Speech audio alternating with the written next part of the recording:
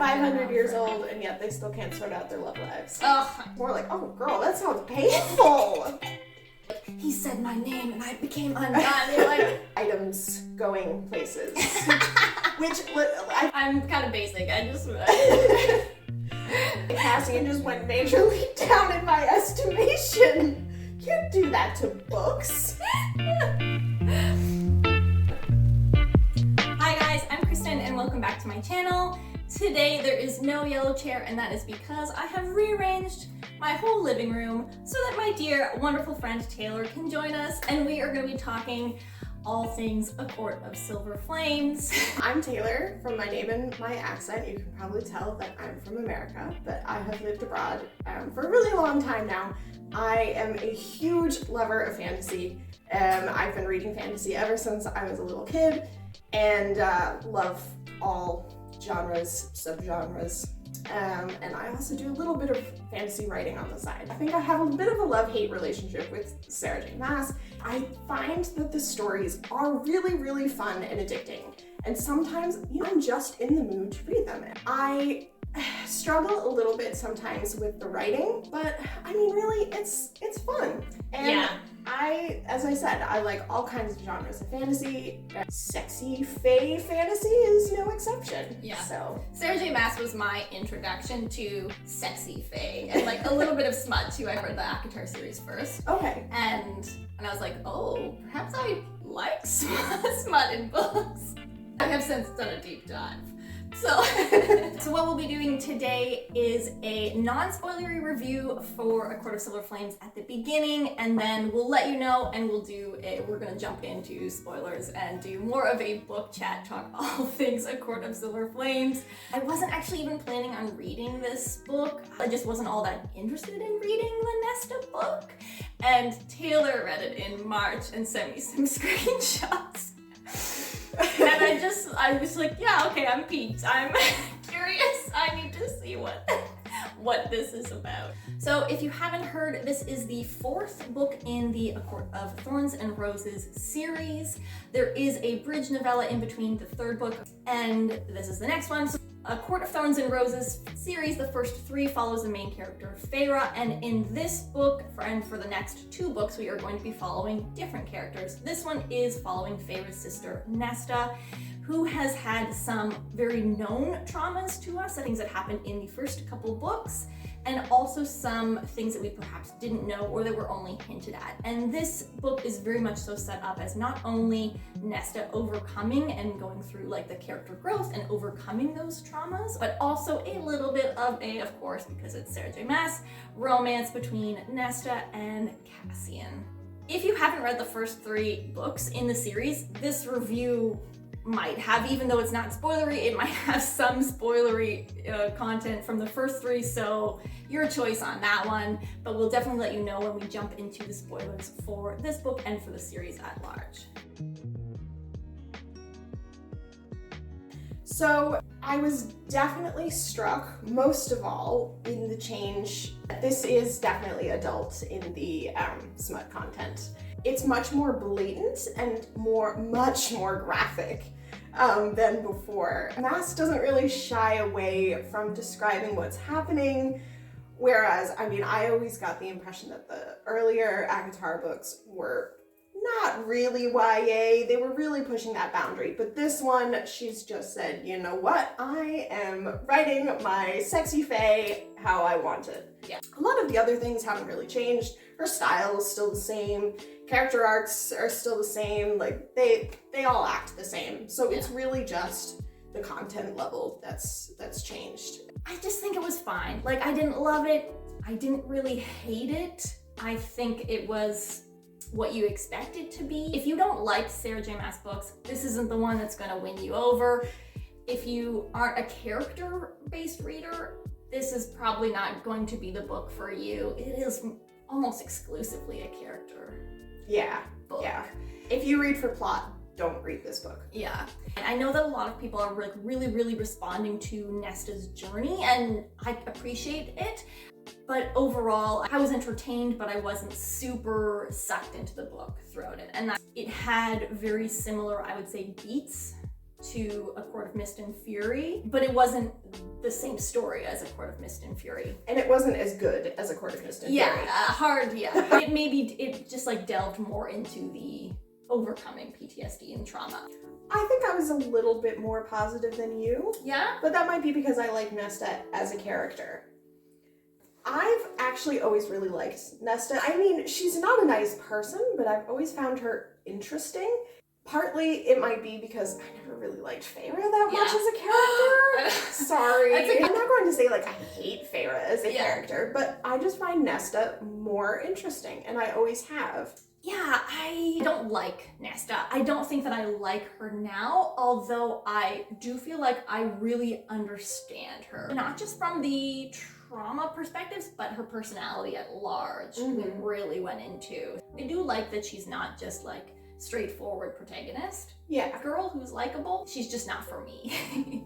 I did also think that one of the good things that Mass did in this book was go back when they were children and sort of explain Nesta's role in a way that made sense, why Feyre felt like it wasn't great for her, but also in a way that it shows that there was a lot of pressure on Nesta as well. I really appreciated that Nesta doesn't just become one of the inner circle. Yeah. This had like huge friendship components, and Nesta finding people outside of the inner circle and outside of her sisters to be friends with. And I think that was perfect. I would have been really disappointed if she just suddenly had been like one of the gang by the end of it. This book covered a lot of change, but that would have been too much change to cover. Yeah. I like that she just straight up doesn't like Rhys. Like she gets, like she's like, I think he's a good High Lord, blah, blah, blah. But she also is just like, I'm not really into his whole little... I like the dynamic between him and Feyre and all of those things, but there are certain things about Rhys I'm just like, we get it, you're perfect. I've always found Cassian and Azriel to be more interesting than Rhys, if I'm going to be quite honest. So this book is really a book about secondary characters and making them like drive the plot. That's such as it is. Yeah, that's true. So this book does have both a point of view for Nesta and for Cassian, which is a big breakaway from the first 3 books in the series, which is exclusively Feyre's perspective. I really liked it. I really gravitate towards multiple point of views anyway. Not to the extent that it was in Kingdom of Ash. That had way too many, and it just... I concur. This is done actually really well, I think. It's usually very clear when they switch back and forth. And I mean, it was fun seeing how their relationship developed from both perspectives. I didn't like it at first, but I think that we needed to have Cassian's perspective just in order to be looped in on some of the actual plot things, because otherwise Nesta didn't really get involved in the plot until halfway or over half. Yeah. So there are things that we need to be with Cassian in order to obtain certain information. I liked that at the beginning, when obviously Nesta is still like in a bad place, it was a little bit of a break from her worldview. I kind of like those, not dumb characters, but the sort of like slightly himbo characters where they're like really nice and they're like big and strong, but maybe they're not the super smartest. I just think Cassian is a good character like that, in that he is maybe not the brightest bulb on the Christmas tree. And so it's interesting to see him try to navigate these political plots, which usually have these really like sharp, insightful characters. Yeah. And he's just sort of bumbling his way through a little bit. Yeah, that dynamic when Cassian and Nesta are together in some scenes in a political setting, how she sees him struggling and is like takes down the other person like with like a few choice words. And I thought that was perfect. Okay, so plot-wise, there is not much plot in this book. I think 30% of this plot is sex. 30% of this plot is working out. I would have said higher than that. Yeah, good point. I think that there's 10% of an actual plot. I have this theory that she has so much plot, like really only one story left to tell, and she's splitting it up into 3 chunks in order to focus on different characters. And I was actually, I want to say, more interested in the plot sometimes than I was in everything else that was going on. I mean, in terms of interest, the workout is like way down here for me. I appreciated it. It was nice to see someone get healthy in a way that involved like eating well and working out, as well as mental health things. I just did not care. And if I had to read about Nesta's thighs bleeding one more time, I mean... There were still shockingly convenient endings. Like, things wrapped up real quick. Yeah. There's like a moment when like the bad guy is dealt with, and there's a moment when more of the emotional journey climax ends. And I thought both ended pretty quick and both were extremely convenient. Yes. Staying away from spoilers here. There'll be a conversation about something where you're saying, oh, okay, so that's gonna happen later on in this book. And sure enough, yeah, I was doing the vlog when like something was mentioned and I like called two things. I was like, this is gonna happen and this is gonna happen, and 100% they did. I just think the plot wasn't the point of this book. Yeah. Content warnings, there is a rape scene described, like that happened in the past. There is a separate near sexual assault. Okay, so there might be a slightly different angle because my camera stopped filming. I am having some storage issues, so, you know, I apologize. This book is mostly about Nesta overcoming her experiences in the past. I think that I really, really appreciated the way that it was done. I think that that is the best part of this book, and not just only overcoming the PTSD and the specific traumatic experiences, but also more of sort of her, I don't want to say character flaws, but like her hang-ups. I think that one thing that I appreciated about this book, though, is that for me at least, it shows that a character doesn't necessarily have to be likable, they just need to be sympathetic. And I think it was a really good way of making Nesta, who has been a more antagonistic character in a lot of ways. Yeah. It was a good way of making Nesta, who's been kind of a bitch in the past, more sympathetic and giving the reader a reason to really feel for her and possibly connect with her. Personally, I feel like I understand her a lot more and I can sympathize or empathize with her. I really liked that it wasn't a linear journey. I liked that there are moments where it feels like she is improving and then she has triggers or setbacks and she responds in her previous sort of like automatic ways.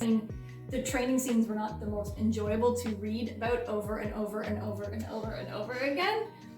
But I appreciate that some people, that really is what they need. And that structure and sense of purpose being extremely valuable, as well as the physical outlet for their anger. So I thought that was like genius. And Nesta also forms some pretty powerful friendships as well that aren't just Cassian. I think he's great at not just being a romantic interest, but also a friend and a support as well. But it's great that Nesta finds support from elsewhere and people who have had equally traumatic experiences. They support each other, they rely on each other in order to overcome what's happened to them. Yeah. Squad goals, which is another Sarah J. Maas trope. But she writes good relationships, like whether it's romantic, sibling. There's a really great sibling relationship in Crescent City. I'm just suddenly gonna wear you down and get you to read Angels, man. I just can't do it. I also really appreciated the role that Cassian plays, not to take away from, like, this is Nesta's work, Nesta's growth, Nesta's journey, but I think Cassian plays a very, he's sort of the perfect person. I'm not gonna say male. Please don't. Yeah. He's the perfect person to be her support buddy through this process. He sort of gets it and he's there for her, and he does a much better job of this than, say, perhaps Rowan in Heir of Fire. Yes. Don't get me started on Rowan. We'll be here forever. I knew that would be a trigger for you. Cassian also, there's that sort of mantra that he says throughout, something about keep holding out your hand or keep reaching out. You know, outside of the training, I liked that there was like a mindfulness or like meditation component to her journey as well. I thought it was really cool. So, going into more of the spicier content, the smut in this book, it was actually not as risque as I thought it was going to be from sort of some of the things that I had seen on Instagram. Like I didn't look up spoilers, but like people doing like book talks and being like implying that Nesta was into some pretty kinky stuff. It was just very graphic in the word choices that Sarah J. Maas made in this book. I would be worried about seeing something on Instagram. Like, I don't want to see any visual representations of this. It's very rough. Yeah. There were just a lot of times where instead of being like, ooh, I was just more like, oh girl, that sounds painful. You get some stereotypes that crop up in a lot of romance or more graphic romance scenes, I think. Yes. This is off topic a little bit, but in terms of like the stereotypes, like it really bothers me how easy women are portrayed as reaching climax in novels, in particular, like, he said my name and I became undone. You're like, come on.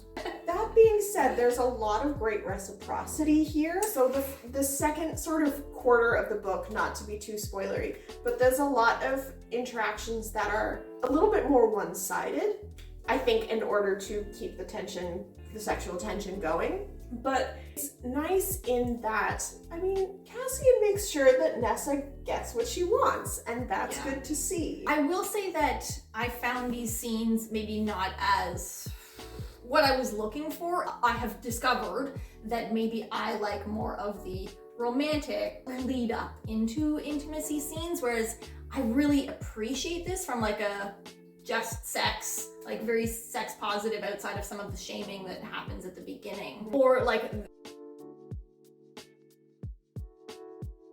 with Cassian, originally they're sort of like denying feelings and it's like just sex. And while on one hand I really appreciate that, it just turns out that's not what I most look forward to or what I most enjoy out of sex or smut scenes. Yeah. And it also doesn't really work from a tension perspective because you know that they're going to end up together in the end, and they're not just going to end up being sex buddies. Like, they're going to be together. That's not even really spoilers because, yeah. And it just ends up being quite graphic, rough sex. Yeah, I just think the word choice was she made some very interesting word choices in relation to this, and the word choice made me feel like it was very pornographic and not intimate or whatever. Yeah, that's fair. It was definitely more erotic from a graphic perspective than erotic from a sort of sensations perspective. Yeah. Is this erotica? No, it's not. Because sex is more the point in erotica. This is definitely a romance with sexual elements because the point is the romance. Here, the sex is a vehicle to drive the romance. Oh, okay. I mean, I think she wholeheartedly is writing fantasy romance. Yeah. I'm not sure if they're being categorized as that, but they should be. It has some epic elements, but I wouldn't classify this as epic fantasy at all. From a plot perspective, adult fantasy or like epic fantasy book cannot have this little plot in it. Yeah. The joy of these books is that the focus is on the characters and the characters' journeys and the way that the characters interact with each other. And I think why people keep coming back to Sarah J. Maas, definitely why I do. I think she's really great at writing relationships, whether it is a romantic relationship, a friendship, or a sibling. Yeah. I think that's probably it for non-spoilers. So we will wrap up here for that. If you have not read the book yet, you don't want to be spoiled for the content in the book or for any of the other books in this series, stop here, come back after you have finished reading the book. So we're going to jump into spoilers now. So thanks for joining, and we'll see you next time.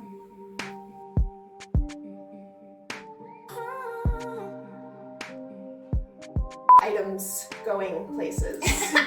Which, at least in this book, it's much more about things going into things. Yeah. We're spilling out of things. Oh yeah, we're dripping down things. We might have to cut.